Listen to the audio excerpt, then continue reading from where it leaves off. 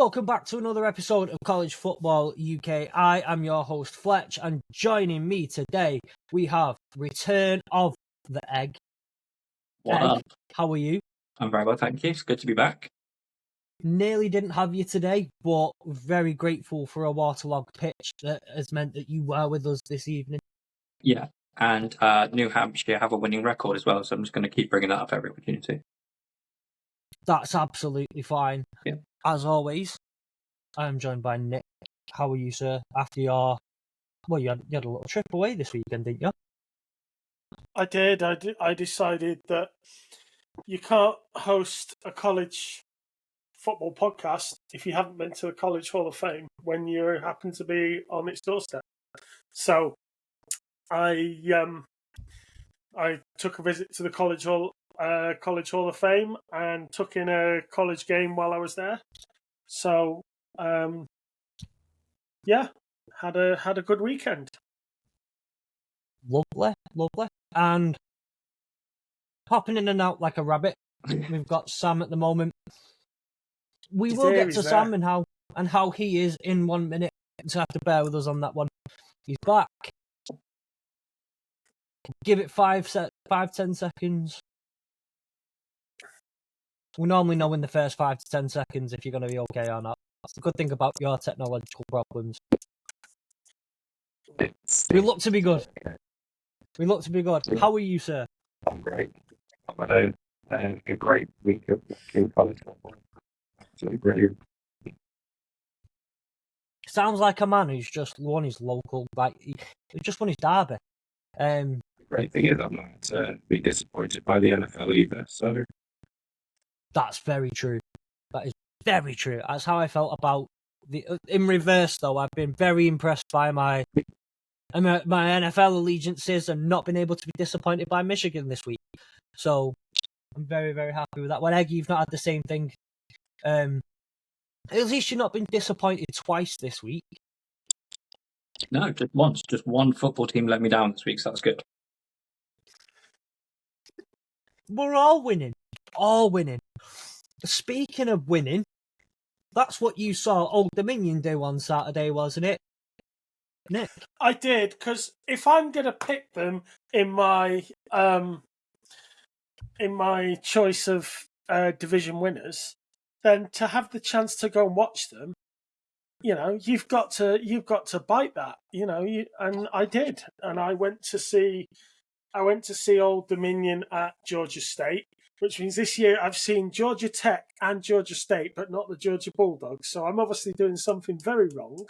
And the worst thing about it, and I have said this, the worst thing about it is, had I gone a week later, I'd have got to see my Notre Dame versus Georgia Tech, but instead I went a week earlier and I've missed that as well. So, all in all, yeah, lovely trip. Yeah. So I can't say, oh God, not the best, not in great. What way? Well, I walked into the stadium and I said to my friend that was with me, I said, you know what? I just want to see an end-to-end game, 30-odd points each, absolutely entertainment. That's what I want to see. At half-time, it was 7-7, and it didn't get much better than that. So, just for Sam's benefit, I know you guys have heard this, but just for Sam's benefit, Sam, this is the first half of Old Dominion versus Georgia State. Old Dominion received punt 6 for 13. Georgia State punt 3 for 1. Old Dominion punt 3 for 5. Georgia State punt 9 for 23. Old Dominion touchdown 9 for 78. Georgia State punt 3 for -1. Old Dominion punt 3 for 3. Georgia State touchdown 9 for 75. Old Dominion punt 9 for 27. Georgia State punt 5 for 21. Old Dominion punt 7 for 13. And to finish the half off, Georgia State missed field goal 11 for 42. It was the most entertaining game I've ever seen and a defensive masterclass. That's very good. I want to say, what did we say before? It was a defensive masterclass. Yeah, but I wanted to see all open, all go, touchdown, touchdown, touchdown, touchdown. You know, I was halfway through the second half wanting to go home. It was that bad.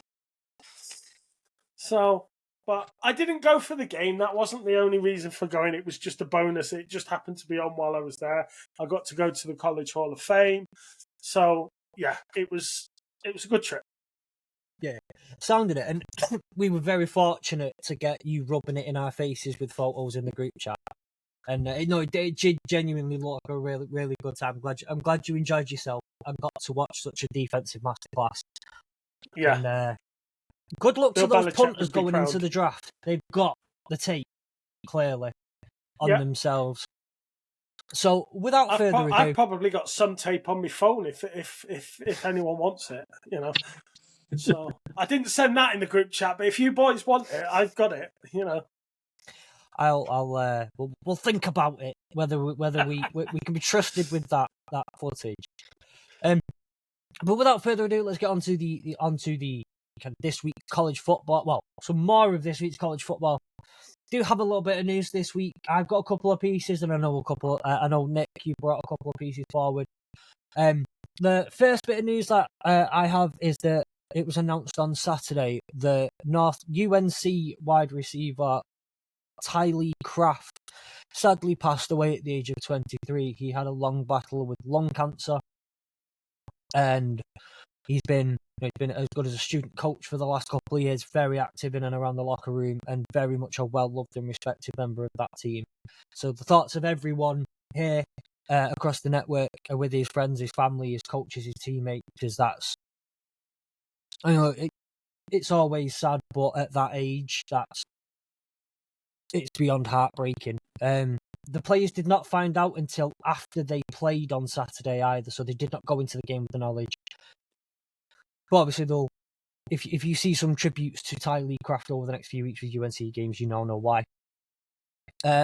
Another bit of news, Georgia at Georgia Tech will be played at Mercedes-Benz Stadium in 2025, to which we've said now that'll be the second time in 2 years they'll have taken the home game on the road to a neutral site, and then it'll just end up being a road game for them because, well, we were at the Georgia Tech FSU game and it was basically a home game for FSU. They travelled so well.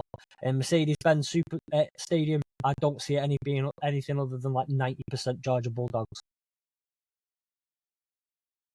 To be fair, when we were there, it didn't look like the fact that it was an FSU home game bothered Georgia Tech at all. You know. Well, no, there was that, and I will put the shout out that while we were there, do you remember when we were walking up to the stadium and we had the guy with the massive Georgia flag, the huge Georgia flag, who was like, Georgia Tech fans were not happy seeing that one. That was quite funny though. And finally, the NCAA, on my part, the NCAA are currently discussing potential rule change after the Oregon-Ohio State game, which saw Oregon utilize an extra 12th man on the field to their benefit, something we will get into when we get into the actual game that kind of actually happened.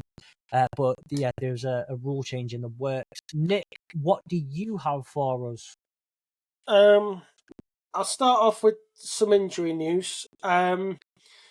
Utah have lost their quarterback for the season due to a leg injury, but he is discussing with the college the possibility of coming back for an 8th year of eligibility. Cam Rising. He's entitled to an 8th year of eligibility, so that's like another Michael Penix situation where, you know, he'll be quite old if he goes into the NFL, but, you know, fair enough. USC linebacker Eric Gentry, he's to redshirt for the remainder of the season. This is due to multiple concussions that he's received. It was said that he was following medical advice. Boston cornerback Amari Jackson is out for the year with an ACL tear. And the last bit of news, Oklahoma State head coach Mike Gundy was headbutted by one of his own cattle while he was rearing and gathering his cattle in, one of them decided to headbutt him. So, you can, take that wherever way you want. But yeah, Thinking that's that's the injury. I've got nothing else to say about that other than what college. how does a cow headbutt you? What It you doing? sounds like whether it's NFL or college football, Cowboys have not had a good weekend. No. Away from injury news, obviously you said a lot of what I had. The only other thing I've got is that Hawaii are to become a full-time member of the Mountain West Conference as of 1st of July 26. That will give the conference the final eighth member that they need to continue to be a conference, although they can still recruit up to 4 more before end of June next year if they want to have more than the 8 that they need. So they have been in as a part-time, but yeah, they are now full-time members. Realignment is just a lot of fun. I always thought I saw the Cam Rising news this week and I completely forgot myself to add it. I was talking with someone and I sent in the in a group chat I'm in the gif of Steve Buscemi walking through with the skateboard on his back and his hat backwards doing the "How are you doing, fellow kids?" I thought that's going to be Cam Rising next year in the locker room when you got like a 17-year-old wide receiver and he's in his late 20s.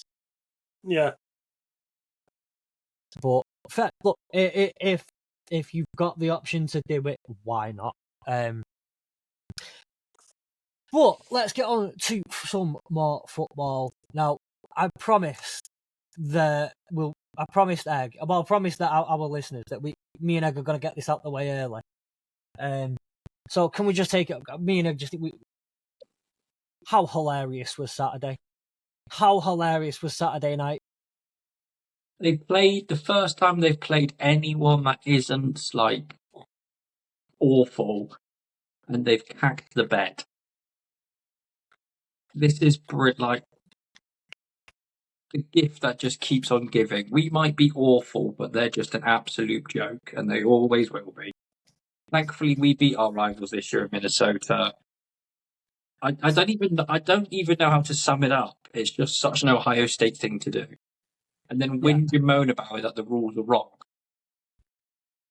So, yeah. So I would say we wanted to get that bit out the way first. We wanted to get our biases out, our biased bit of talking out the way first. We wanted to get that out the way. He's been speaking with Mick Arteta about these dark arts, hasn't he? I'm sure we're to blame somewhere along the line for this anyway. I'm sure Michigan and Jim Harbaugh will get blamed for this at some point. The guy in the balaclava will be somewhere blaming Connor Stallions. I guarantee it. There we go. And now Nick knows what we're talking about. I know what you're talking about now, yeah.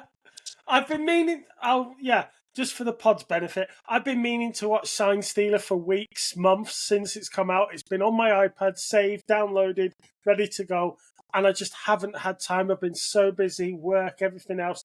But yeah, this weekend I was awake, jet lagged and everything else. It was 4:00 in the morning, and I figured, I'll watch Sign Stealer. So I watched it, and I finally know what you're on about now. So... Lovely stuff. He did seem a bit of a dickhead. So with that, well, I was saying the Ohio State-Oregon game, potentially massive implications for the Big Ten. This was part of the weekend that everybody said before the season was the whole don't have a wedding on this Saturday because nobody's turning up kind of weekend. A lot of great games going on. Oregon beat Ohio State 32-31. Very close game. However, on the last drive of the game, Ohio State were going up, driving up the field on offense, down by a point. They get to the Oregon 43-yard line. They have a timeout left, and so do Oregon. They have a couple of timeouts left. Oregon take a timeout with 10 seconds to go as Ohio State are on their 43-yard line. as the play happens after the timeout, Oregon leave a 12th man on the field. This gives them extra protection in the backfield because Ohio State still need to get into field goal range, still need to make a decent play. Gives them a bit of protection from the big play. Will Howard makes a pass, incomplete, knocks 4 seconds off. They then get penalised for the extra man on the field. That gives them 5 yards and takes 4 seconds off the clock, meaning they now have 6 seconds. No 6 seconds. They still have the timeout, but they only have 6 seconds now. So it's generally quick play, get a few more yards, field goal. Will Howard decides to escape the pocket and run and slide half a second too late.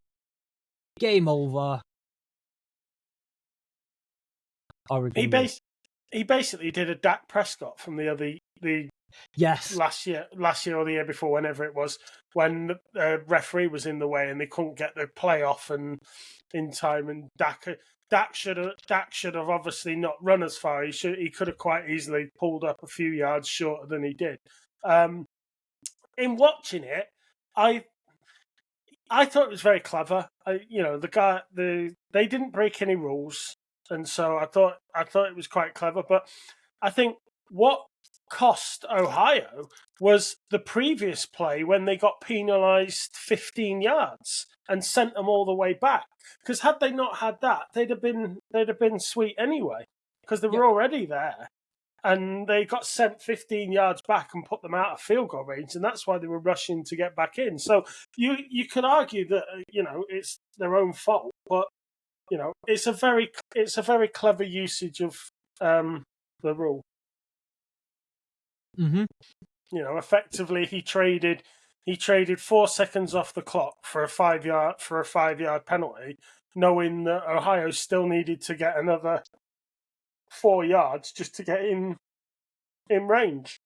Yeah.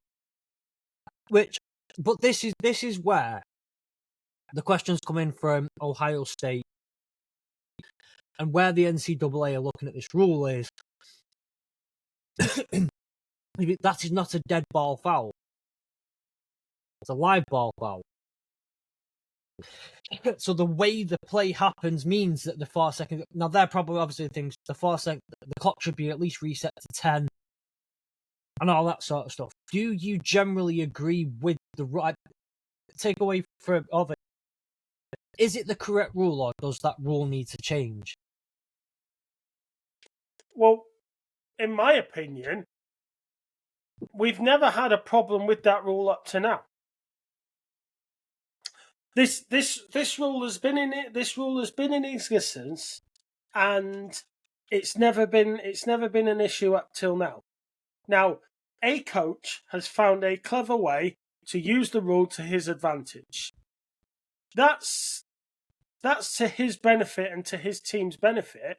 That everybody else should now clock that that's something you can do. If the NCAA want to choose to change the rule, then that's fine. Let them change the rule. But right now, the guys haven't done. I don't see why you need to change it unless you have a problem with what was actually done in the first place. If that was the NFL and that was someone, defensive genius like Bill Belichick, we'd all be saying that was amazing and well done, and that showed knowledge of the rules, and he'd be lauded for doing it. But it seems to me that the coach of Oregon is not getting the credit he probably deserves, and it's all instead on the rule needs to be changed because it's not fair on Ohio State. Well, we just said about Ohio State moaning, and it's funny how when the shoe is on the other foot, they don't like it. And I haven't got a horse in the race, so I couldn't really care. But you live by the sword, you die by the sword. It's the other way. Yeah. See that they beat holding over. I did it. It's just about to shout the loudest. It just happened that being shouting the loudest is trying to it rather crazy. Has Nick turned into a bigger Ohio State hater than you and I? Because it sounds like it at the moment. Now that's some serious just because Nick just wants me to stop saying that Minnesota's our rivals now, and just wants us to say that they're our rivals again. That's all it is.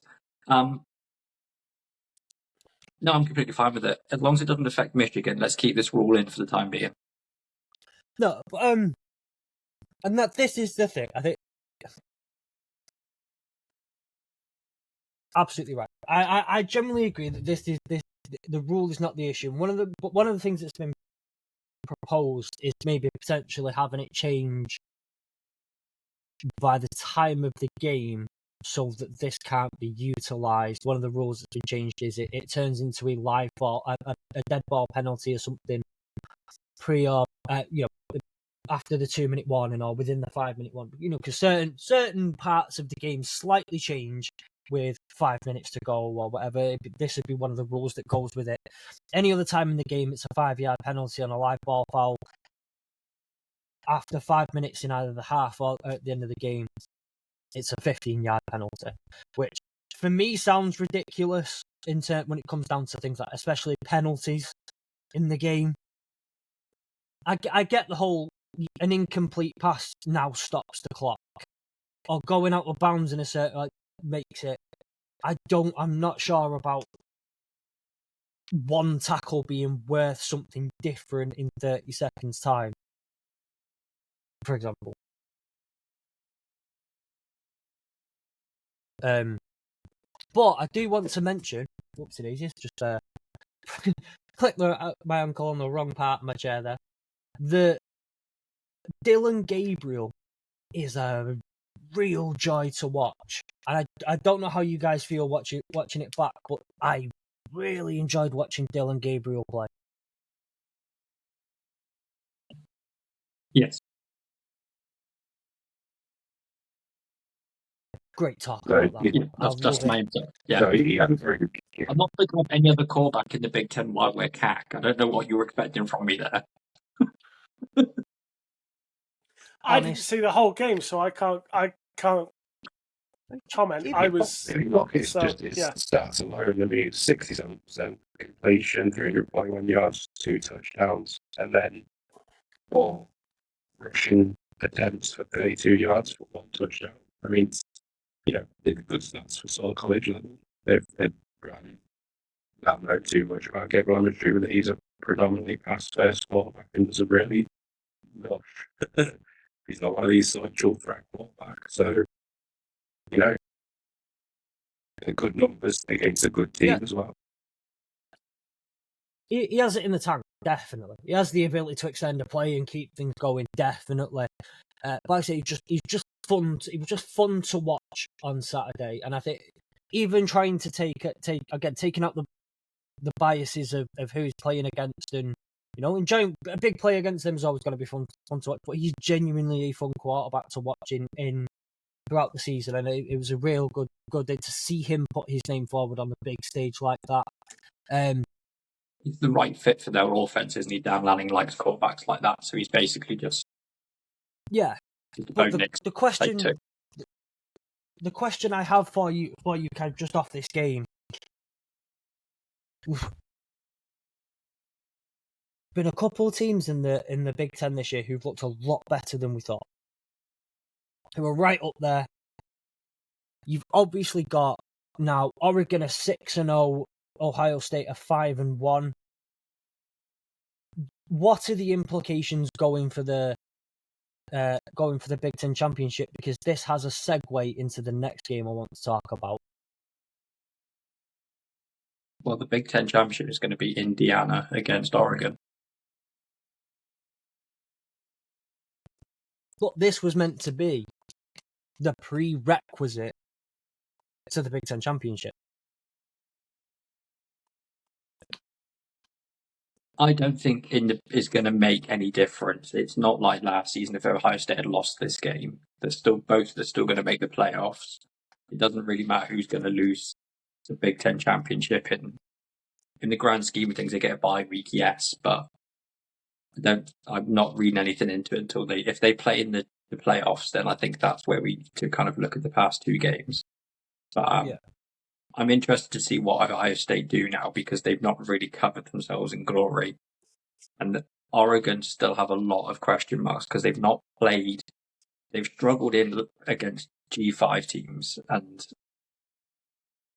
they're not neither of these teams are a Texas. I think Texas are head and shoulders above everybody else, and I'm really interested to see how both these teams now react going into this week. And I think that will tell us a lot more going forward into the rest of the season, I think. Well, that's a great way to segue into the next game because you've just brought them up. Now, at the weekend, we are to have what was also the SEC's prerequisite championship game. When on Saturday, Georgia and Texas will play, and one of the teams in that game is Texas. It's not difficult to figure out. I just told you the two teams that are playing in it, who also played in a massive game this weekend. One of the biggest games in college football, I think, as a whole. One of the biggest rivalries you can get. And we just so happen to have Sam with us. So, Sam, I think the best thing to do is just hand you the floor and tell us about the demolition derby that went on Saturday. Yeah, it didn't start that way. I got really worried to start with. I think Ewers showed a bit of shaking off the cobwebs, shall we say. I think in his first drive, or at least one of his first drives, he threw an interception, and I thought, oh God, it's going to be one of those games, isn't it, where we go into it, we go and build it all up, and Ewers comes back and puts an absolute stinker out of being injured. Thankfully, it was only the first quarter. We were only 3-0 in going into the first quarter now. And then I think we knew as remembered how to play football. And we got the running game going and we stopped Hawkins doing absolutely anything and managed to put through 34 unanswered points. And just to watch their team just implode was just fantastic to watch. And just not be able to do anything. They couldn't get anything going after that. Every time they even got the slightest bit of a drag going, they just somehow mess it up. I mean, granted, our defense was phenomenal, especially our D-line. I think you watch the way that we sort of, the first quarter, because we allowed things to happen in that sort of second, third, and fourth quarter. Just watching the way that we sort of boxed in Hawkins and not allow him to get out of the pocket, really sort of put him under pressure and really see them just really starting to struggle. And yeah, it was just fantastic to watch after that. We were able to relax and enjoy the game and not to worry about throwing another interception because it didn't really matter at that point. Because we were already far too ahead for them to catch us. Well, yeah, just a great performance from a few players. And he was obviously his down performances wasn't one of his best. Bison had a really good performance running, I think 118 yards. Given the fact that he is technically our third running back, he did really well. I thought Wingo was unbelievable. Just coming up with some really weird plays. Needed him, and Calm again was another one who, in offense, had a really good game at tight end. So, I think all in all, it was just a great performance and a great way for you to get back into the game and get those cobwebs shaken off. Going into that Georgia game next week, which will be a much more difficult opposition than this week was. Completely dominant on the ground. I mean, you saying there about Contravion Wisner, you were at 118 yards. I had a double checked as well. Just I got ESPN up to double check, and it's 177 yards on the ground alone, with the 229 in the air. Ewer's got 199, and then Matthew Golden, wide receiver, 30 in the air. Throw the 30-yarder. Yeah, 2 attempts. But you know what's the best thing about that being a wide receiver? I'm going to say that's not 1 of 1 for 30. That's 1 of 2 for 30 yards. So they were letting him throw it. First throw was absolutely dreadful as well. He couldn't, like as if his hands were made of like butter. He just threw it in and it just was hideous. Had he actually thrown it and managed to make it throw, it would have been a touchdown. It was that he just completely underthrew it because I don't think he had full control over the ball. And he's not. So, I'll say, yeah, you don't have to worry about that 30 times a game. You'll be fine. One thing I do want to ask though, and I don't know if if Nick or Reg saw the weird stuff at the start. What? Leave Baker alone. He's having a good time in the NFL. Leave Baker alone. What's up? It's an existing thing. It's something that's been going on for years. Baker used to put his jersey down a lot, and I think he was just a kid to Baker sort of thing. Because he was obviously dicked many a times, so it's our way of getting back. Has that man not been through enough? He's got the Cleveland Browns on his CV. Just leave him alone. Well, he shouldn't have played for Oklahoma. That was the last time Oklahoma were relevant in any shape or form in any sport. Exactly, so we've got to remind them that everything else is shit by shitting on their best times. He said this week though, didn't he? He came out on I'm not going to call it X. He came out on Twitter this week and he just said, doesn't matter what's happened, I still own Texas. It's like, what? Hang on, let's calm down. It's dying down. Don't rile them up again. Yeah. It's like, Well, he did. Like in the post-game press conference on Sunday, they asked him, did you see it? And it basically came out with the whole live rent-free in the head still. It's fine. Yeah, Like, and I get you just like a bit like, ooh, that's. But the thing is, we get it, and this is the best thing I think about college football more than the NFL. There are City, United, Arsenal, Tottenham, Exeter, Plymouth. Exeter, Plymouth. That Celtic, Rangers. I love it how you put Exeter and Plymouth in the same sentence as the Celtic, Rangers, City, United, and Tottenham, Arsenal. That's brilliant. Oh, just like the most all I'm doing is listing the most intense rivalries in all of football. That's all I'm doing. It's underrated, but we get from some of these a derby just means more, and beating your opponent like an opponent like that just means more, and it lasts going forward. There are games that still hurt me from when I was 8 years old and watching them, and it's only them games that still hurt after all this time. So it's what you get in college football. The games just mean more sometimes. The last time Texas won a national championship was 2005. They beat USC in the Rose Bowl. That year, Oklahoma went to the Holiday Bowl and beat Oregon. But I bring this up because I've discovered sportsreference.com. And I'm going to go for a massive tangent here. Where's it gone? Louisiana State beat Miami, Florida 40-3.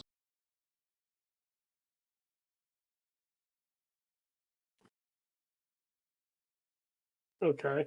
Yeah, I just wanted to bring up random stats, but no. And who won the Heisman the last time Texas won a national championship? What year was it? 2005. What did Reggie Bush? It was Reggie Bush, yeah. And Charlie Weiss won the Coach of the Year award from Notre Dame. Texas also went unbeaten that season. I know ball. That's what I thought. And not because I've asked 2 questions before where Reggie Bush 2005 Heisman winner has been part of the answer or the question.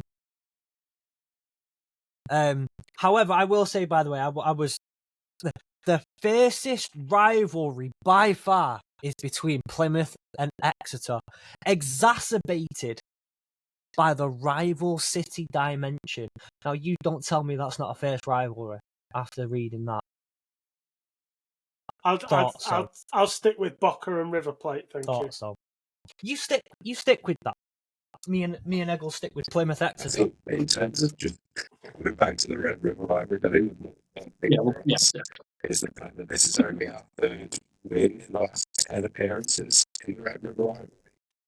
So, and the only other time, to be fair, every time we've won, the last time we won, we somehow it was falling out to nothing. So it's it's not unheard of that we do when we fall apart. It's just that we don't have a very good reason where against it.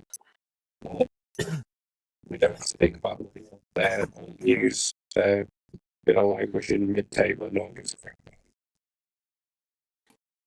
So the question I asked in the chat, your Man City, they're Man United. Yeah. It's fine. It is what it is. We know. What you're saying, the question I asked in the chat. Come on, Sam. Next game, is it Ewers or is it Manning? Who would you play? Ewers. Play Ewers.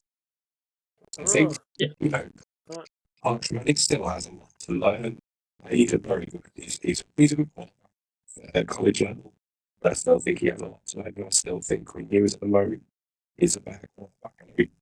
We had that particularly good game last game, but he is a good quarterback in Saki. He knows how to get the most out of him.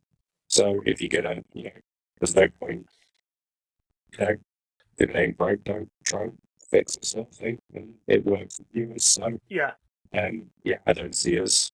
My only concern going into the Georgia game is how fit Isaiah Bond's going to be because we lost him in the second half through injury.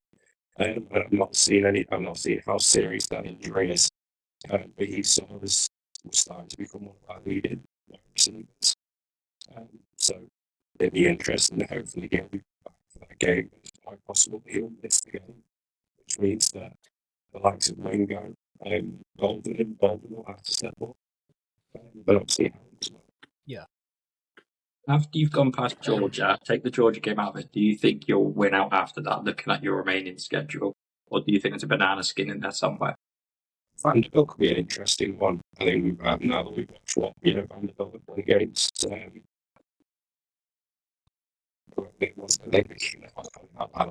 Bama. That's an interesting one. I think there's a lot we can learn from what happened in that game to not cause any problems for ourselves. I think the final game against Texas A&M could be a really interesting one because I don't think people had them to do as well as they've done. I mean, they've done well, and I think people thought they were going to do not as well as they've done. So that one could be an interesting game. I did say at the start of this year that if we manage to win these two games, I think we'll go and beat them.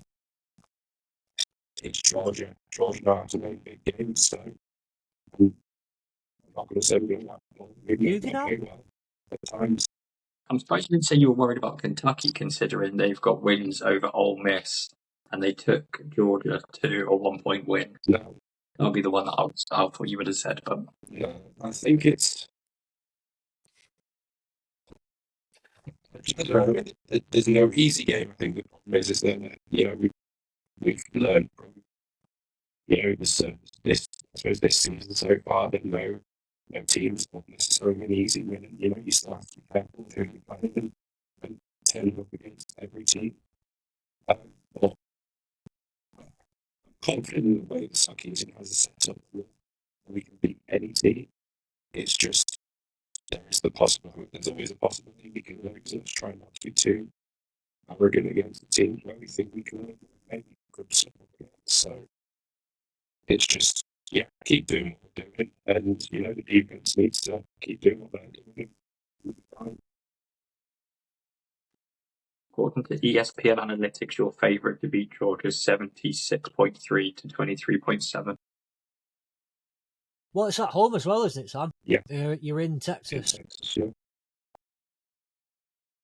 Yeah, so. Well, you're 94.9% to 5.1% favourites to beat Kentucky, so just ignore what I said. When you look at the games, it's not that to play. I mean, Vanderbilt's going to be a difficult game. I think Arkansas is going to be a very difficult game because, they're still a challenging team to play. We are playing Kentucky at home, so I think that, again, has an advantage there. And we're Texas A&M, so again, that's where I think the games in the second is going to be. There's going to be most difficult games. Yeah. Have you got to take your own goalpost to Vanderbilt? Yeah, we have to learn. Are they going to provide you some? Are they going to go and get them out of the river? We told them that they're not allowed to throw ours into the river.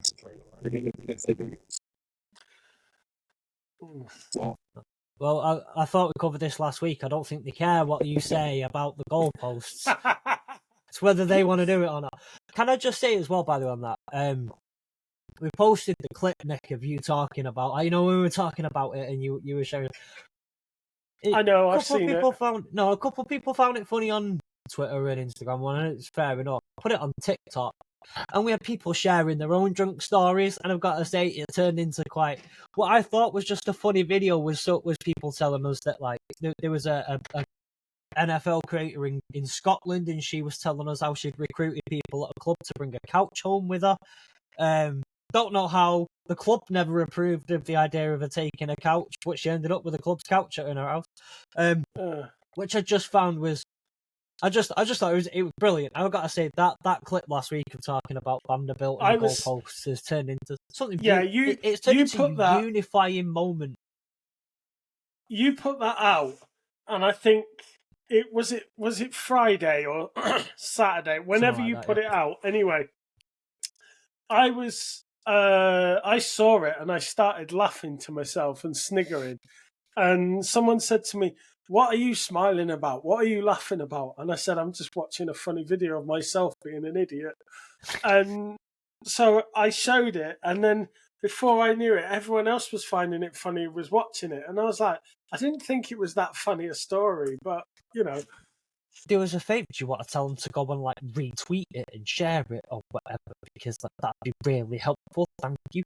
But no, I just thought it was this really brilliant, seemingly unifying moment where people were just like, well, I was going to use this as an opportunity to share my stories, which fair enough.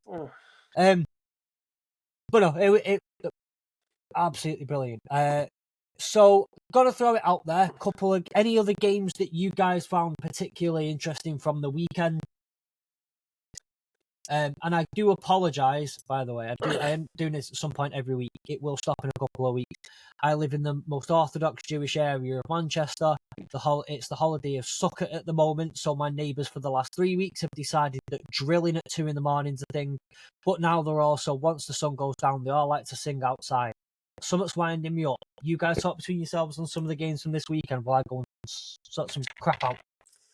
I thought Ole Miss and LSU was a good game, because I mean, as a Notre Dame fan, I obviously had a little bit of skin in that game, because the way the games had gone that day, Clemson had won, and Notre Dame had walked all over Stanford, and it was like, if Ole Miss lost and LSU won, everyone would be 5-1 except for Ole Miss, who would go to 5-2. And it was like, it was the perfect game. It was the perfect result for an LSU win, for Clemson, LSU, Notre Dame to all be on that same level, and Ole Miss to drop one.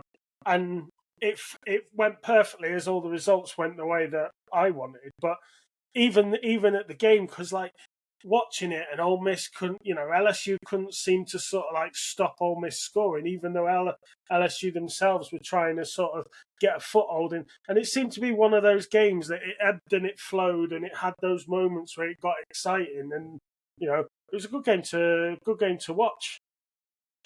Yeah, I really enjoyed this match. I think there's a lot of ebbs and flows to it. I think that both teams showed brilliance, a desire to win. I think Nussmeier, not really much was from Nussmeier. He really, I know he threw quite a thing, maybe through, I know he threw at least one interception, maybe a couple.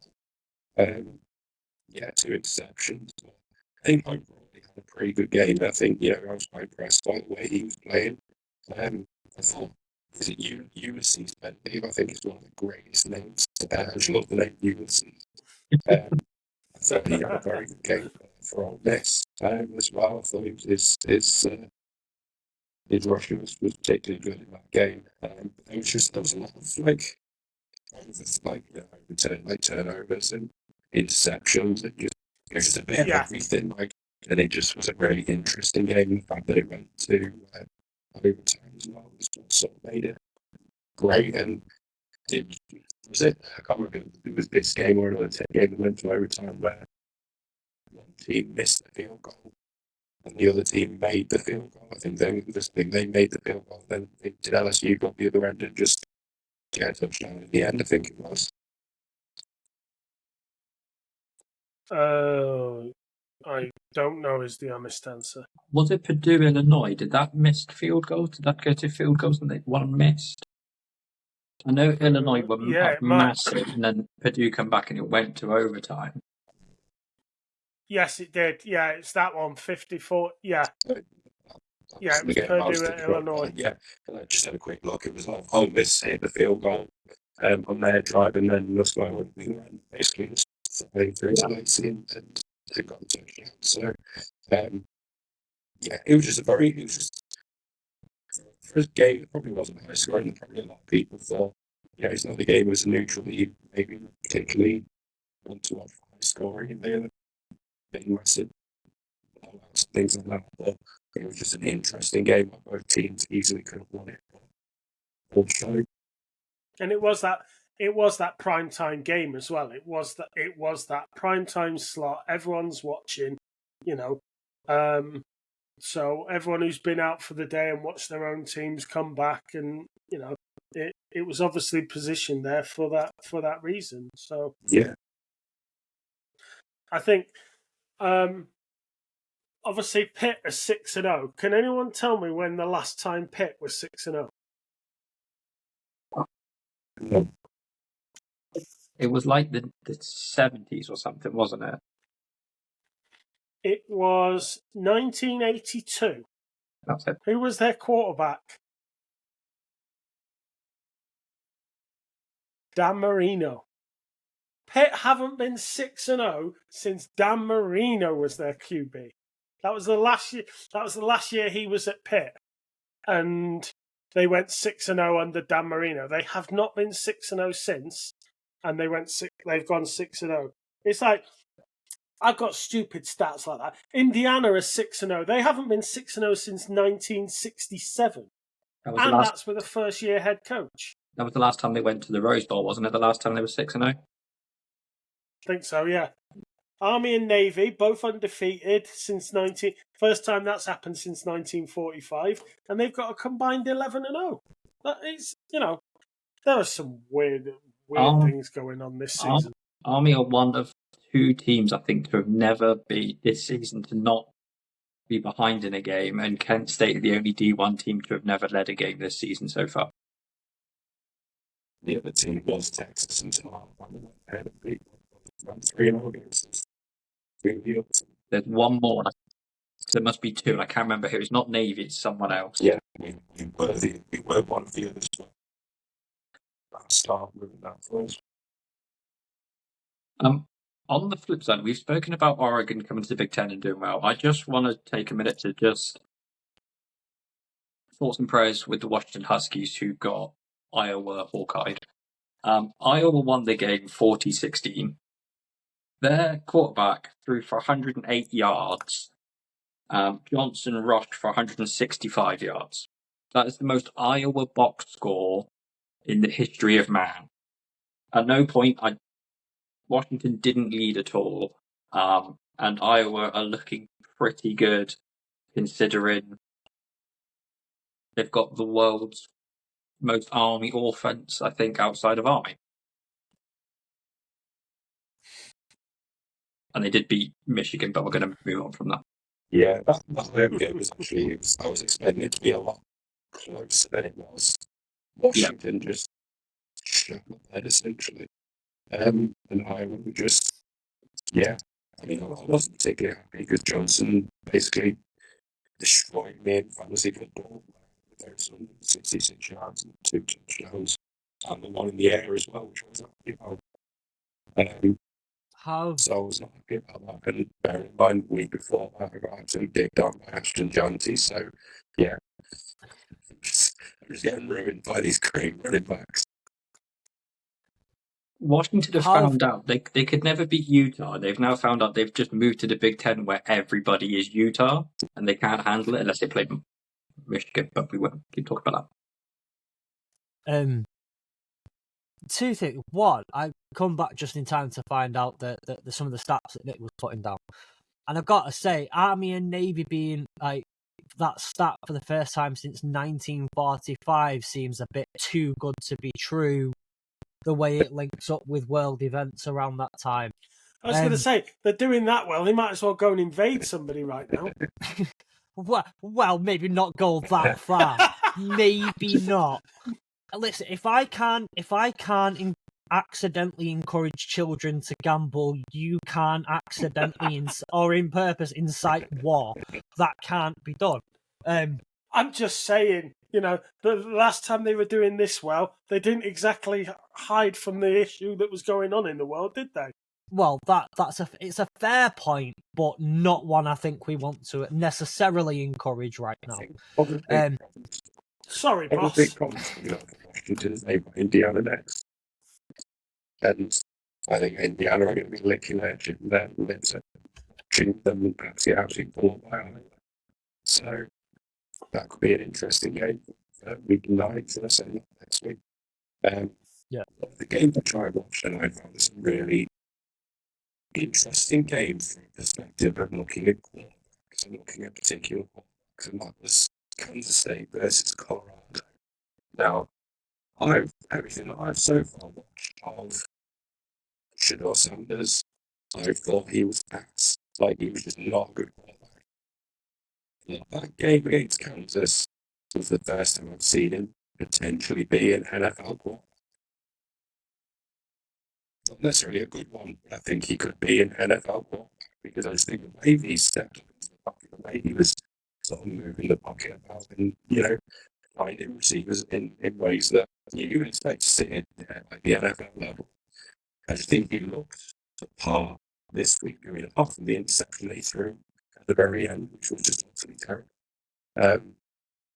I just think he looked decent, and it's the first time I think he has looked particularly like to the level where he seems to be putting the team on his shoulders a bit.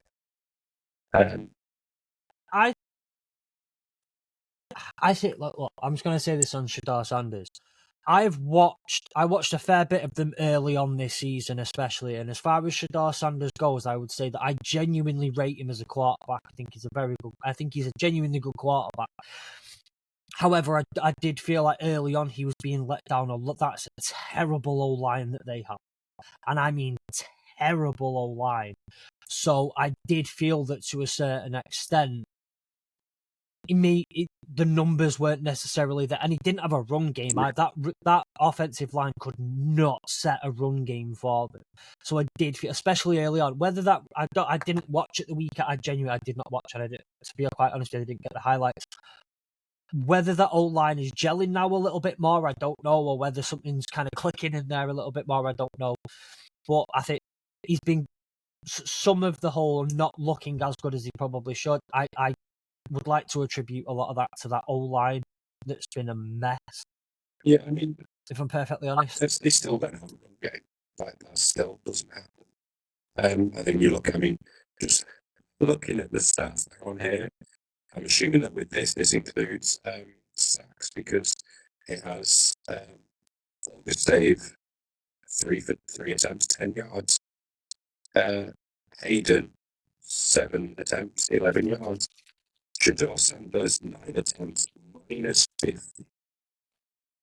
So I'm assuming it includes sacks.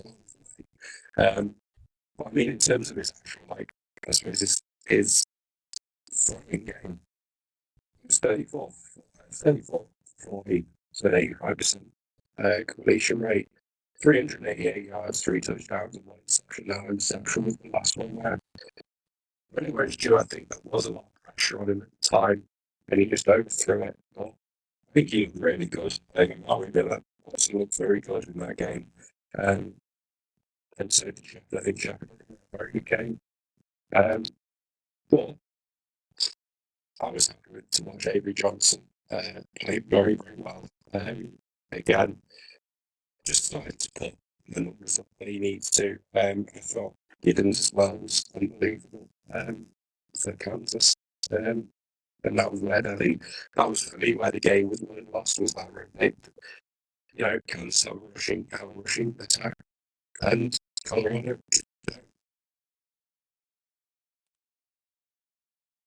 On Shador Sanders' stats for the season, he's thrown for over 2,000 yards already. He's got a completion rate of 72.6. He's thrown for 17 touchdowns and he's been sacked 23 times already. I struggle to think there's going to be someone else at the power conference level who's going to get sacked as much as that. I can't think of anybody else that's got such a leaky O-line as that. Yeah. And that's what I'm saying, is where I was like, some of those games. Choice the Raiders. Or the Browns. Well, yeah, there's that. Have you spoke at all about the Penn State USC game in which a centre has scored a touchdown?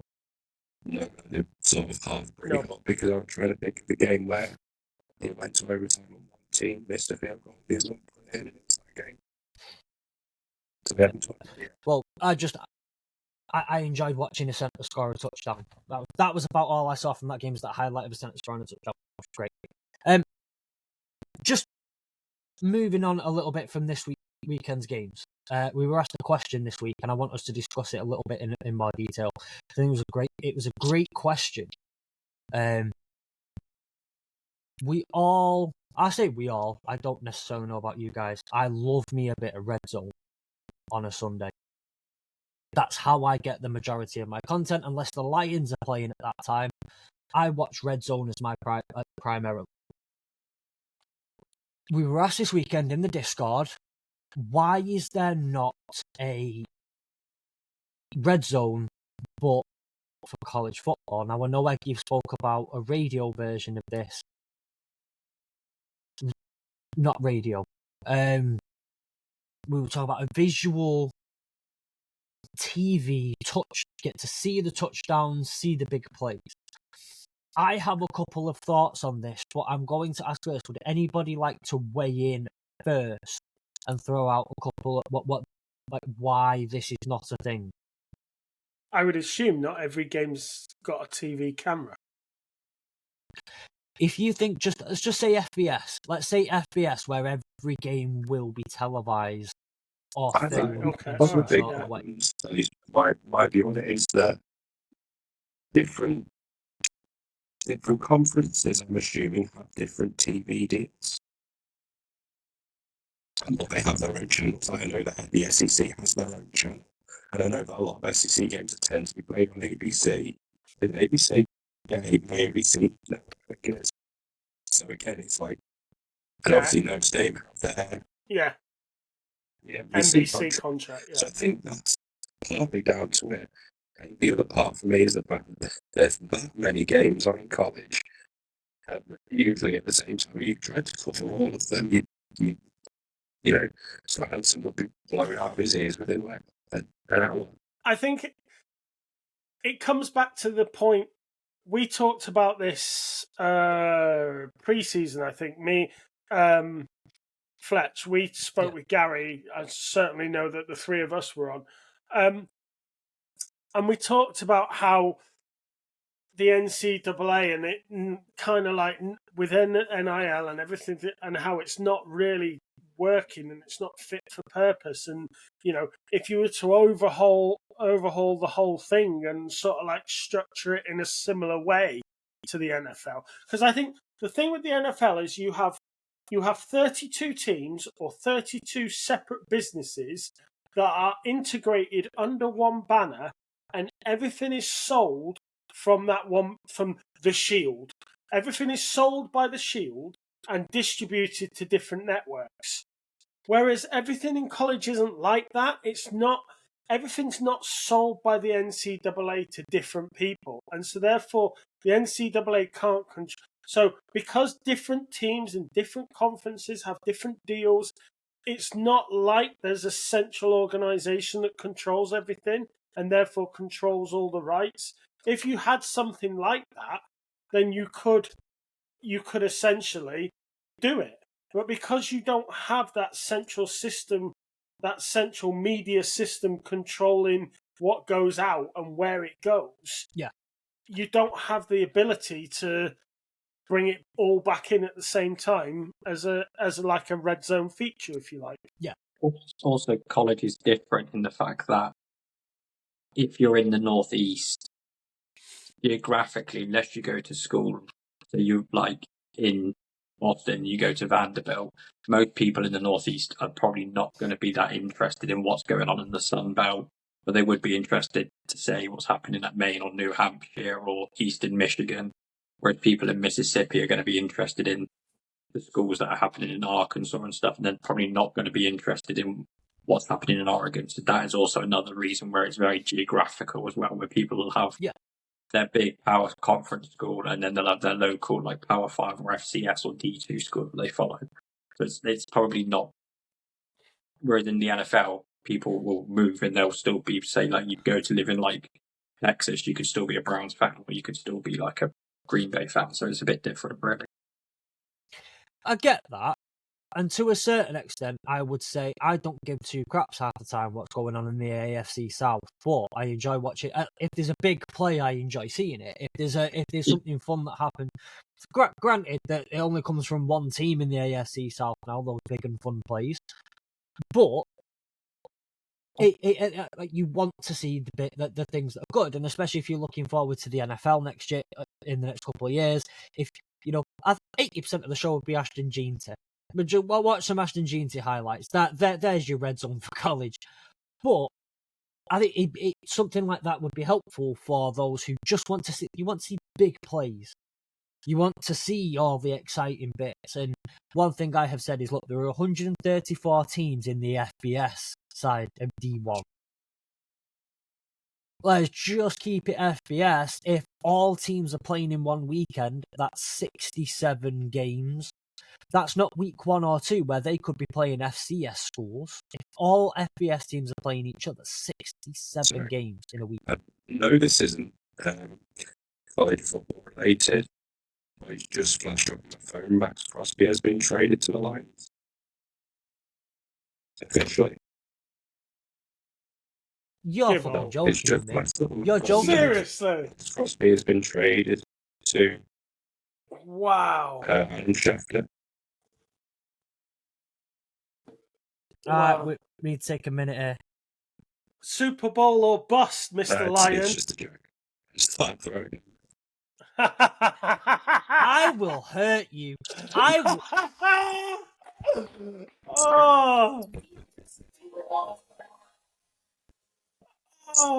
I did quite like the fact that I've got on the ESPN. I'm on ESPN and I've just got into the news, and their top news is Shedeur Sanders to the Browns, and I'm like, well, even ESPN haven't updated this yet.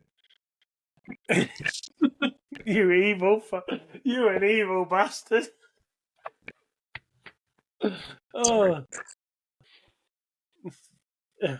So back to the red zone. I would fully recommend the Varsity app. This is more important. It's very good. You can get all the games on radio streams. It's more important. Fuck you, Sam. Sorry, what were you saying now? Oh yeah, sorry. I would fully recommend getting the Varsity app. You get the Blitz. It's a radio stream, but it jumps around, and you can also get all of the radio streams for games. You can listen to 24/7. So if like you're sad like me, and you're at work, you can listen to the streams. I listened to Northwestern Duke while I was working one morning. But yeah, I would fully recommend it. It's free. Or get on the group chats as well, because then that highlights loads of stuff you're missing. That's my tip. I don't know about the division. I'm pretty sure the SEC do actually run a Football Today show, which I do think does have some elements of like a red zone sort of thing. I know they do then also focus on particular games depending on the week. So I think there's probably a few out there, but you probably have to really search for them. And they're probably not that well known. No, and college is such a broad church, isn't it? It's like you got sad acts like me who want to watch like the lower level power conference group of 5 FCS, and then you got people who want to watch just the big games, the casual fans as well. That's also another factor in it. It's worth noting as well. A couple of years ago, ESPN had one called ESPN Goal Line. or something, which they canned in order to promote ESPN Plus, which they then booted from the UK. Thanks. But there's 67 games that could be played on any given weekend in the FBS. Now, granted, teams will be on bye weeks and whatnot, and not all of them are played at the same time, but there's a lot of feeds to manage at one time coming into a central location. And I want to say as well with Nick, absolutely right. The fact is the NFL has a centralized thing, and Fox license, CBS license, ESPN license the content. They don't own it. They license it. Whereas with the NCAA, no, ESPN own a lot of the content, or they exclusively own the content for, or license the content for the SEC or the ACC. Fox have it, or CBS have it with the Big Ten and things like that. There is no one centralized location where you can feed that all in. And yeah, they might do that venue sports thing, but they're not going to do that thing where they all kind of meet in the middle for something like that. I just don't see that happening. So I think, yeah, so absolutely fair point there that's been made. And like I say, it's been tried before. The only way you could be looking at it is you've got to go with individual conference or individual networks, but they can only RedZone the games that they hold that week. She restructure the whole system. Unless you restructure the whole system, which, going back to a comment that you made about going to an NFL-style system, which I know this wasn't one of the parts of the conversation you were talking about, but if you were to say... it's an aspect of the argument that you would have to get round, because, in the same conversation we talked about the sheer number of colleges and how you'd split that, and you've got Division 1 and you've got Division 2 and you've got Division 3, and we talked about all this, and it wasn't just as simple as, well, put him there, they can play there, and like that. No, there's so much more to think about. Not to mention, you then start going into the side of, well, it's not just NCAA football. It's then NCAA basketball, and there's everything else to think about, and not necessarily a basketball team has a football team, and vice versa. And so, it just gets really complicated. It's not a straightforward system to work around. No, and I say that's an extremely. It's a very, very fair on what makes this so difficult to organise and central. And all of that sort of stuff. So, DJ, I hope if you are listening, that answers your question. If you are not DJ, but you have been interested in this question, then I hope that helps with the answer. So, with that in mind, let's move on to midweek. On Sunday afternoon, evening-ish for us, the AP Top 25 came out. And then on Monday evening, the UK and Irish Top 25 came out. Just a couple of bits. I'm going to throw to you, guess who... Texas have not moved from the top. Texas remain number one. Obviously, after losing to Oregon, Ohio State have fallen by 2 in the AP Top 25. They are now 4. Oregon and Penn State are both moving up 1. The biggest mover up, I believe, is... If AP just... Why put that pop-up now? LSU moved 5 LSU moved 5, and then the biggest faller was Ole Miss by 9. And on the UK and Irish one, sorry Sam, I'll let you jump in 1 second. LSU Tigers again jumped by 5 up to 9, and Ole Miss dropped by 11. What were you saying, sorry? Oh, sorry, I thought you were trying to... Anything there that surprises you guys, shocks you guys, or anything that should be different? We shouldn't be ranked. Well, we aren't in the UK and Irish one. No, but we shouldn't be ranked anyway in the AP one. I think it's only a matter of time before we fall out. But I would guess I would have moved us out now after the Washington game, to be honest. I'll be perfectly honest. I said this in the group chat. I didn't put them in the last 2 weeks. I haven't put Michigan in the last 2 weeks when submitting the top 25. The only I was going to say the only thing I would say is the fact that you didn't play. To me, the fact that you didn't play this week meant that you shouldn't have moved. You know, there's some teams that have played and dropped. There are some teams that haven't played and dropped. You know, if you haven't played, you don't deserve to drop. I would argue that, say, we're 4-2. Bye week, going into the bye week, we were 4-2. There were teams who'd played, who'd had a bye week before us, who were, say, 4-1. They won. They go 5-1. They should go above us. And I've got things like Nebraska, who didn't make the top 25 in the AP poll. I had Nebraska in on my, again, when doing my top 25, I had Nebraska in because, and I said at the end of the day, and I kind of not taking what you said to complete heart, but I do agree with what you say. And I said, well, actually, do you know, no, Nebraska are 5-1, Michigan are 4-2. Therefore, I have Nebraska ahead of Michigan. And when going through certain bits, I went, actually, no, that doesn't sound right because they're 6-0 and they're 5-1, etc. That's been my issue for a few weeks. You're now getting to this point where some teams are so much better. You know, again, like I said, you know, Pitt 6-0 for the first time in, you know, since 1982. Yet they can't get above a 5-2. You know, multiple 5-1s. Yet there's 1, 2, 3, 4. There's at least 4 6-0 teams above them that are above 5-1 teams, but Pitt, who are 6-0, can't join them because again. I've said this the other week. It's the system. I don't like the way they do it. You either do it on wins or you do it on points. Don't do it on both. Which is fair. I generally agree with where you're going. I see the argument from both sides, though. I truly see the argument from both sides.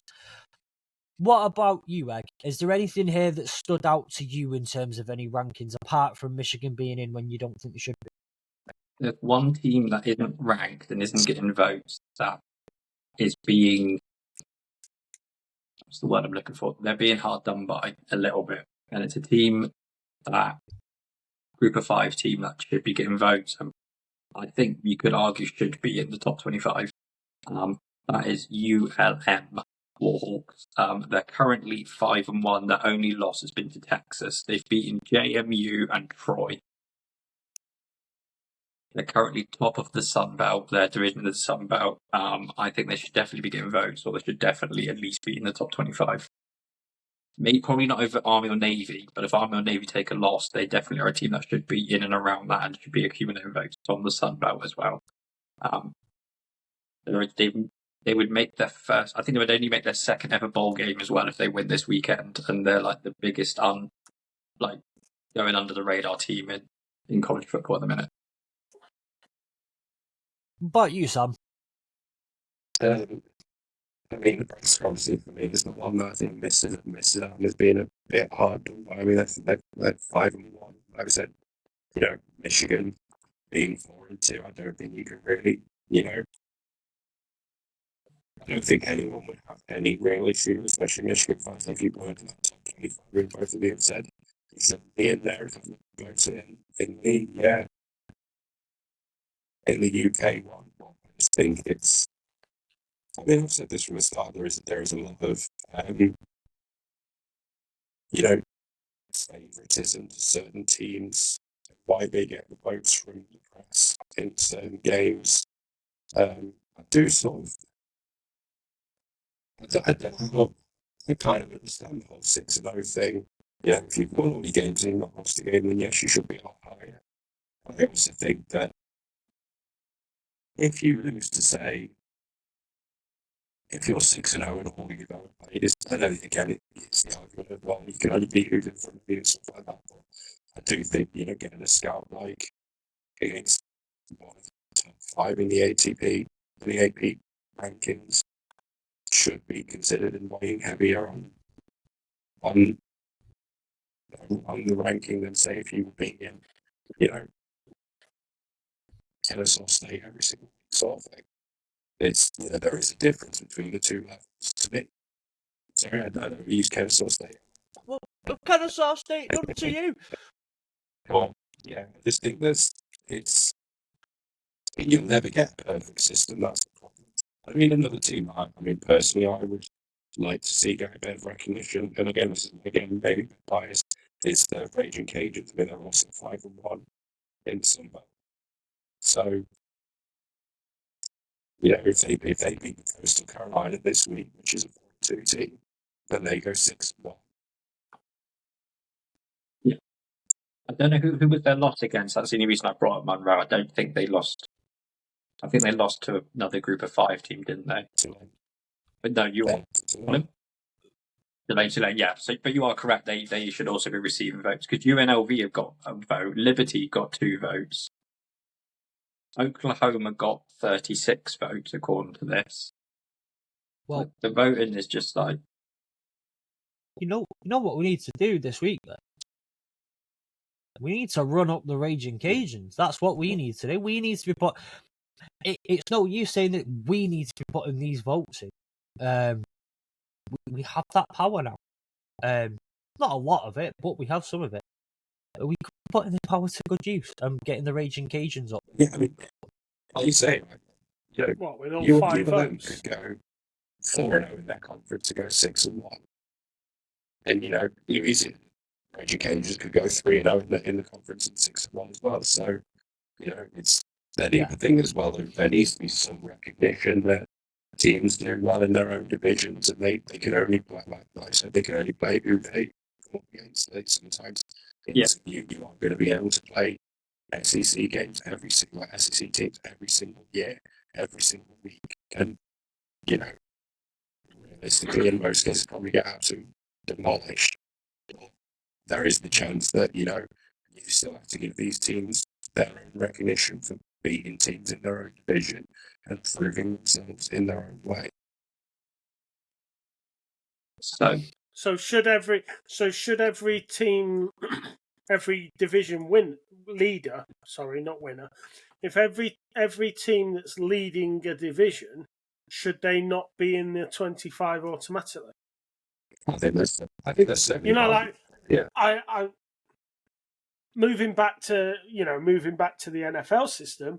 Obviously, when it comes to the playoffs, each division winner gets a guaranteed spot.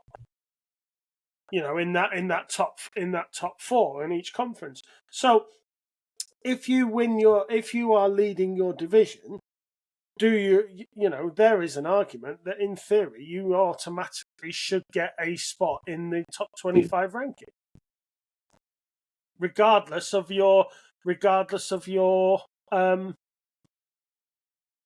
who you've played. It goes back to the system of you need to decide how you're going to do it. Are you going to do it on wins, or are you going to do it on the value of opponents? But if you are winning your division, to me, you deserve to be in the top 25 automatically. What I'm saying is about that, especially when it comes to college football, it's not the same as the NFL schedule where everyone's randomized and you play certain, other conferences and other divisions and such. In college, you've got to play 7 or 8 games in your own division, and then you have to go and find 3 other teams to play. However, you will also, like I was saying last couple of times, spoke about this. You've got games in there. They could be local games. They could be a variety of other things that are in your calendar every year, no matter what. There could be in-state games like North Carolina like to do. They like to have the in-state rivalries and games being played every year. So some of those games, you kind of want to play them anyway, but some of those you don't really get a say on. They have to go in there every year. And your conference opponents will change slightly every year. But Michigan will always play Ohio on the last game of the regular season. Oklahoma will always play Texas at some point every season. Certain games will always be played at a certain time every season, no matter what. So there are fixtures that are inbuilt automatically and will be for like 100 years. Because they have been for 100 years. But there is still some lack of leeway in terms of they have to play so many games of their conference and then have to actually go out and essentially to play other teams or come to agreements with other teams years in advance to say who they're going to play and stuff.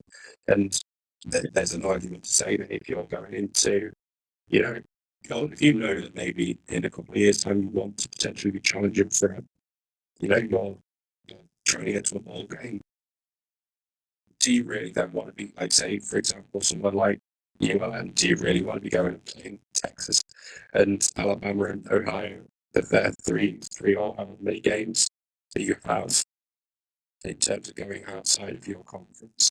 Or would you rather go and potentially win other games as you're finding that balances and that? I just think that there's also the it's also the NIL as well, because a lot of it is what used to be for funding. If NIL money is starting and donations are starting to flow into these programs, do they still need to go and do it? Yeah, is the other thing. Just to throw a spanner in the works while we're talking about the AP Top 25, there is an alternative AP Top 25 for FCS. And I bring this up because currently South Dakota State are 5-1. They are ranked number 1. They're the reigning champions. North Dakota State are 6-1. They're ranked 2nd. Montana State are 7-0 and they're 3rd. But the FCS is done by the coaches and it's also done on the power of your schedule. So Montana State have played a bunch of nobodies and are 7-0, whereas the other two have played more difficult opponents. So that's how they do it in FCS, whereas in FBS, they don't take into consideration your strengths of schedule, who you played, like Sam was saying.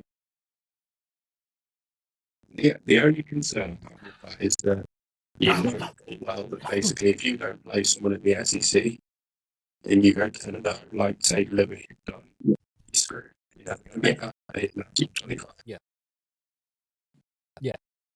I suppose it comes down to whether the NCAA want to actually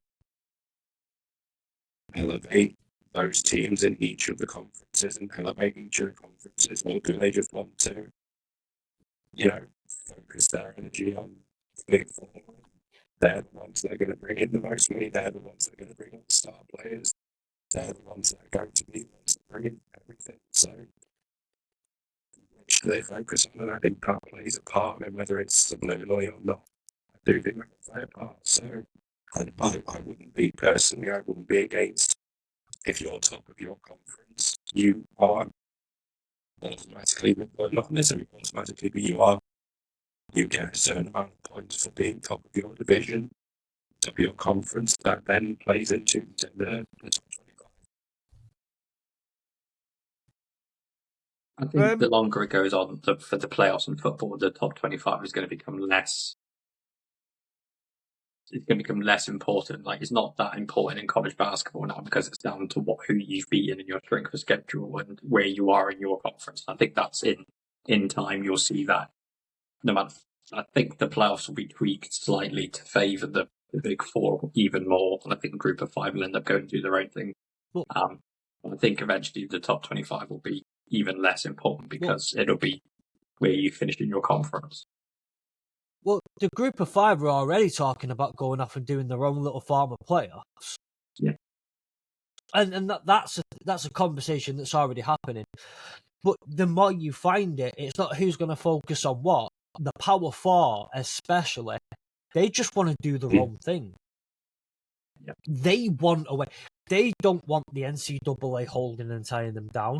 They don't want the rules and regulations of I think they want to essentially turn themselves into just something that's semi-pro. Yeah. But attached to a college kind of thing. I'm guessing probably just attached to a college, but you're semi-pro. Like, athletes go there and they're semi-pro. It's like an NFL academy element sort of thing where you're given sort of almost like a professional contract. It's not because you're tied to a college. But you look at the academies over here. If you're with an academy, they get you college education, etc. Okay, not US level college, university education. But they make sure you're going to private schools, getting good education, and it'll work out, I reckon, just similar to that, basically. But I think as well, there's so many, in terms of our football, there's so many footballers that get honorary degrees, and like that's a big thing in terms of honorary degrees. But I mean, I've since I've sort of really started following college properly, I've already seen that there's a significant divide between the big four and the group of five, and it's just going to get wider and wider. I think Neil's going to play so much into the big gap getting bigger and bigger and bigger, and like we've already mentioned, the big four are making in the big money contracts in terms of TV dealerships and bringing in the best players already. And it's just going to start to grow until we get to the point where essentially you'll have the group of five at the bottom, you'll then have the big four, and then you'll have the NFL, and it'll almost be like staged like that. Yeah, but I'd say as well, though, just what I'd say as well, the Power Four want to go off and do the wrong thing. And in fact, realistically, I think you look at the SEC and the Big Ten, I don't think they particularly want the ACC and the Big 12 behind them, to be fair, especially with the way the ACC has gone this year. But I just don't. I see the SEC and the Big Ten also. They want their own thing because they're the cream of the crop. At the end of the day, they have Michigan, so they are the best out of the two conferences. It's really hard to say that. I think But they are the cream. They want the power, and I think there's going to come a point now as well. Sorry, is where the NCAA just says, "Do you know what? You're causing us that much hassle at the moment." Because they are causing the NCAA hassle, whether it's for the right or the wrong reasons. That's for everybody else to decide.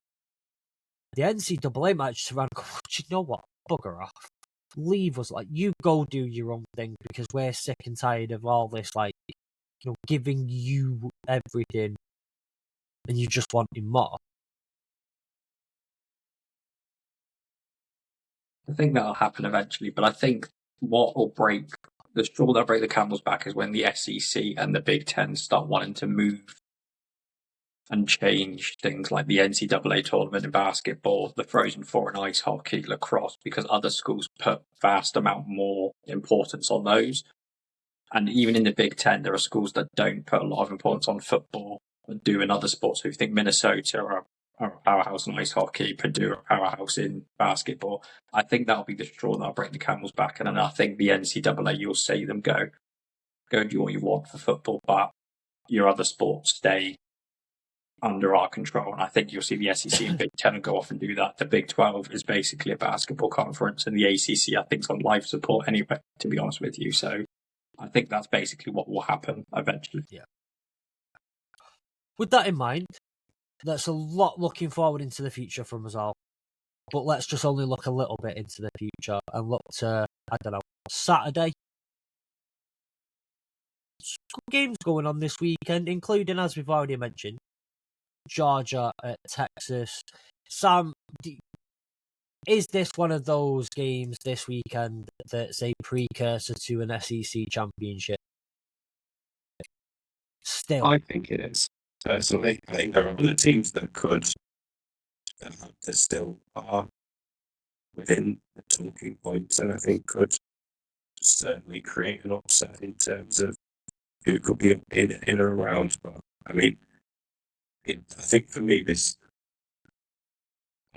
at the very start of the season, that this was our real big test. These two games, obviously, past Oklahoma, but I think Georgia is the real test. If we can beat Georgia, I think I would put Georgia 5-2, right?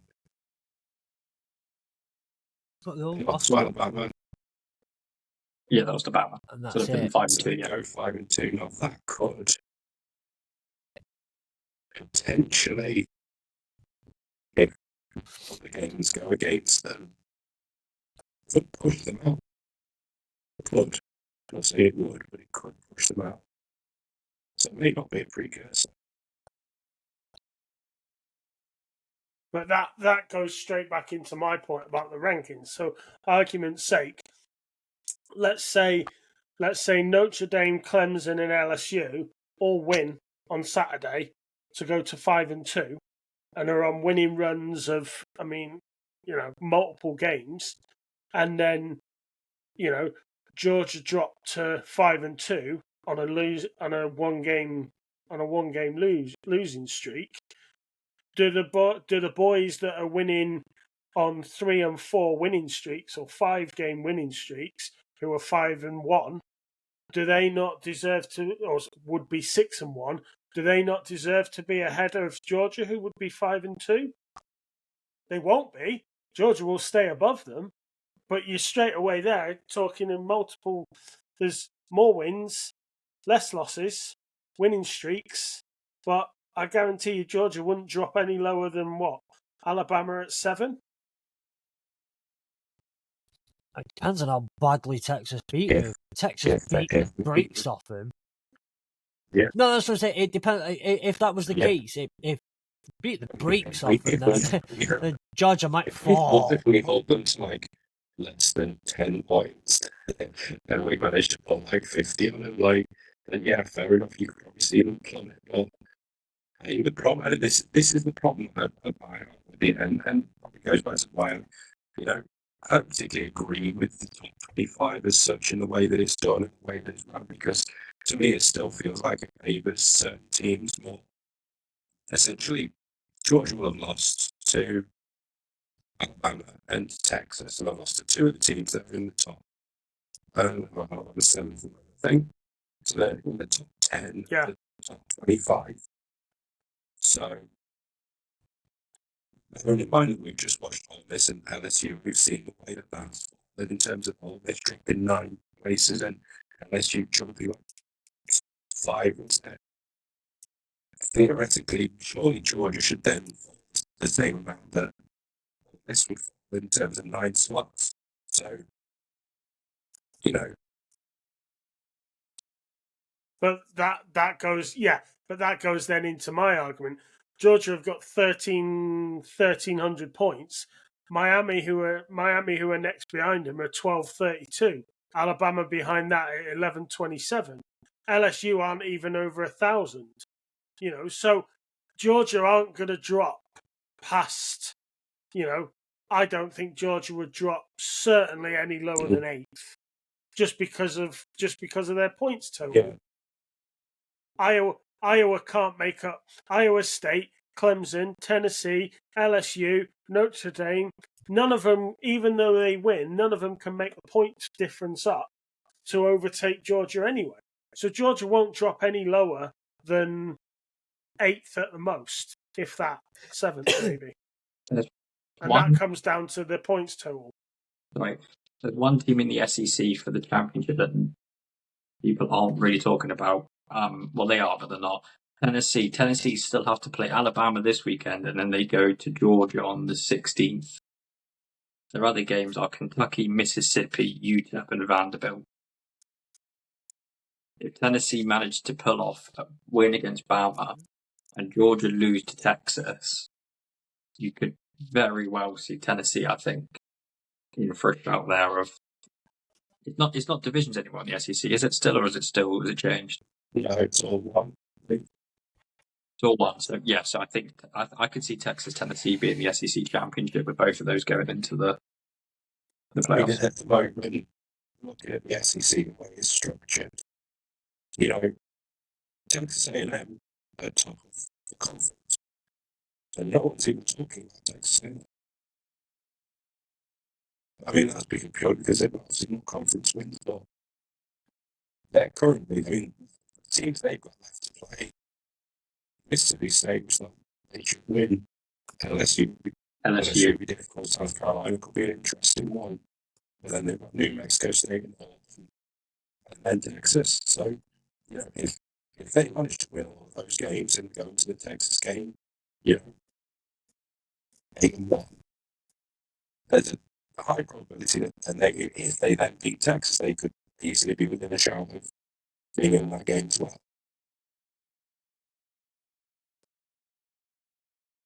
I think you can count Arkansas up looking at their schedule. Randy definitely. Who's Bama got? Bama have got a relatively manageable schedule. They've got Tennessee, Missouri, LSU, Mercia, Oklahoma, Auburn. So the SEC is going to be an absolute show, I think, to the end of the season. LSU are probably the toughest fixtures left. I mean, Arkansas, Texas A&M, Alabama, Florida, Vanderbilt, and then Oklahoma is not easy. This is probably the beauty of the SEC is that there is no easy games in the SEC. So there's always chances where teams could win and lose to any of these teams. So I think it'll be the SEC championship will be Texas and one of 4 or 5 other teams. we agree with that. The one game that I am genuinely looking forward to in the SEC this weekend is what I'm calling the brought a knife to a gunfight. South Carolina play Oklahoma at 5:45 p.m. UK time. That is going to be all types of bad. That is not going to be a great watch, and I cannot wait for it. I have a thing on Thursday night that Sam will be aware of called Good for All the Wrong Reasons. That what you're talking about. It's going to be a good game for all the wrong reasons. That game is right up my street. It's going to be bad, but I'm not going to be able to stop watching it. It's going to be like being hit like a train wreck. You just can't stop watching it.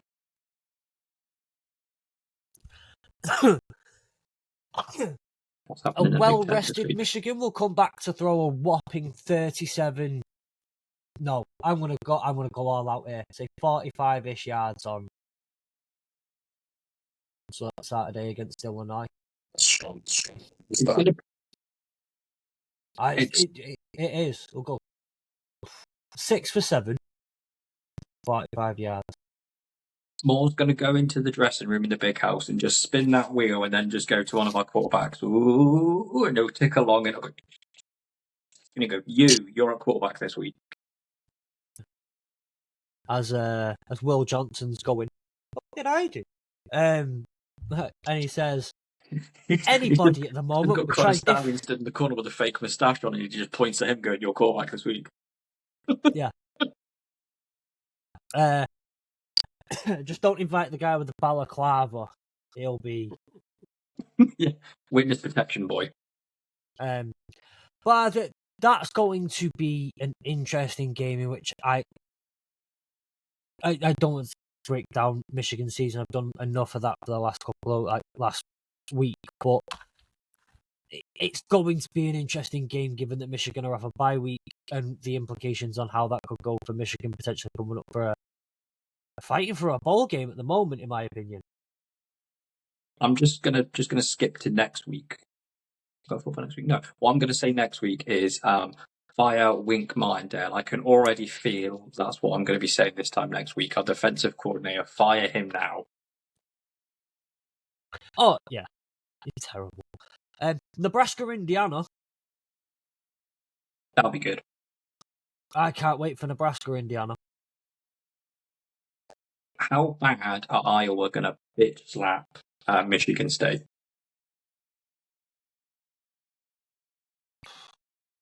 Is it going to be as bad?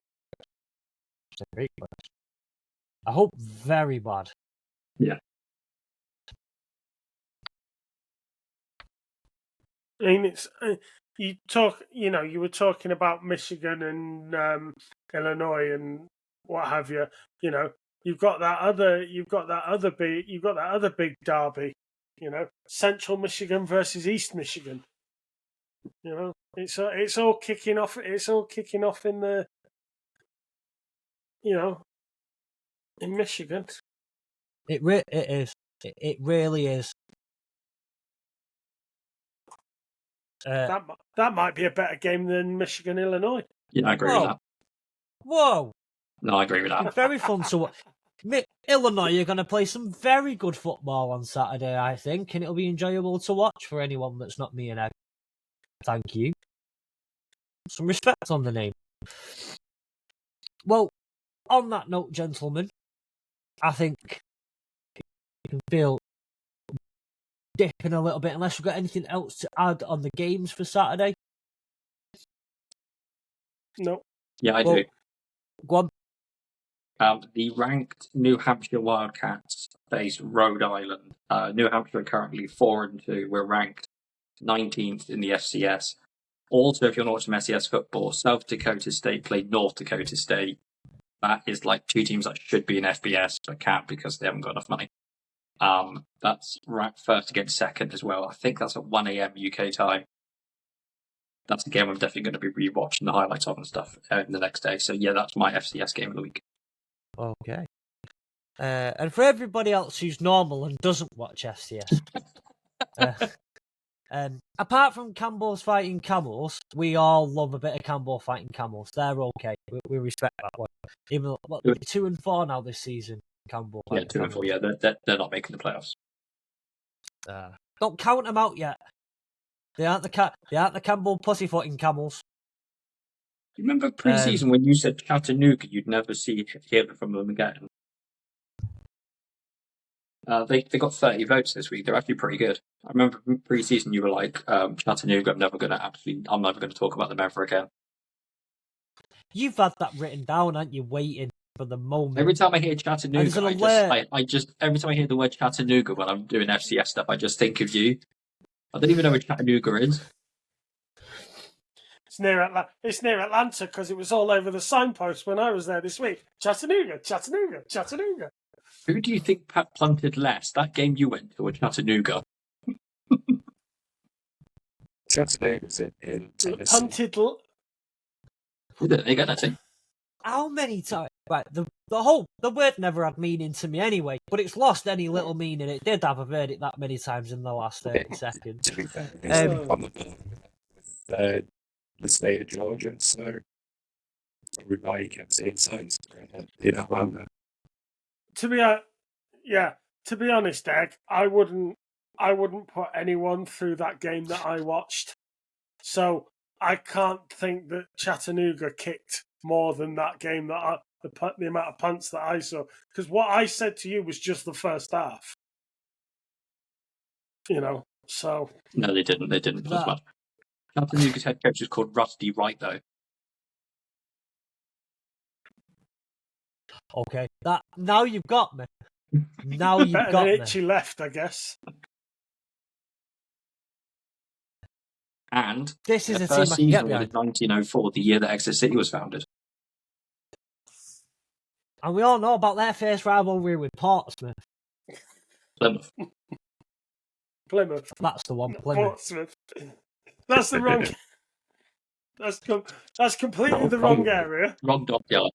Not no. I don't go further south than Chester, to be honest with you. It's all the same area to me. On that note, barring my terrible geography, we are continuing though on the 55 days of FBS or NFL football tonight. I know that I'm pretty sure I've heard from all of you that you're staying up for these games tonight. We've got Western Kentucky at Sam Houston State, or Florida International at UTEP Miners, the winless UTEP, which I'm sure we're all staying up for together. Then tomorrow we've got Georgia State at Marshall and Boston College at Virginia Tech. Sam Houston, if they win, can reach a bowl game for the first time in their history. Oh, wow. And they have the second smallest stadium in the FBS, with thanks to Kennesaw State now being the smallest, and we all remember that from the trivia question I threw at us ages ago. I'm sure you all remember that one. They're going to get their first FBS win on my birthday. Get back to you on that one. closer to Just the seeing as well, Fletch, Kennesaw State lost another game, unfortunately. They did, and I was genuinely. I was in a Detroit Lions space last night, and I kind of started looking to leave. But there's a guy in there from Georgia who's a Lions fan, and I'd said, it's like, "Oh, Fletch, what are you doing up so late?" I was like, "What do you think I'm doing? Waiting to watch Kennesaw State? Like, what else would I be doing?" And he obviously found it hilarious that I just knew who Kennesaw State were, to be fair.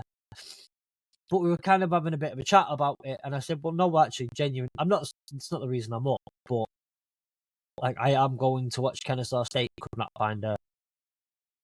I'm gonna be careful what I say here. I had to listen on radio because I was unable to view the game.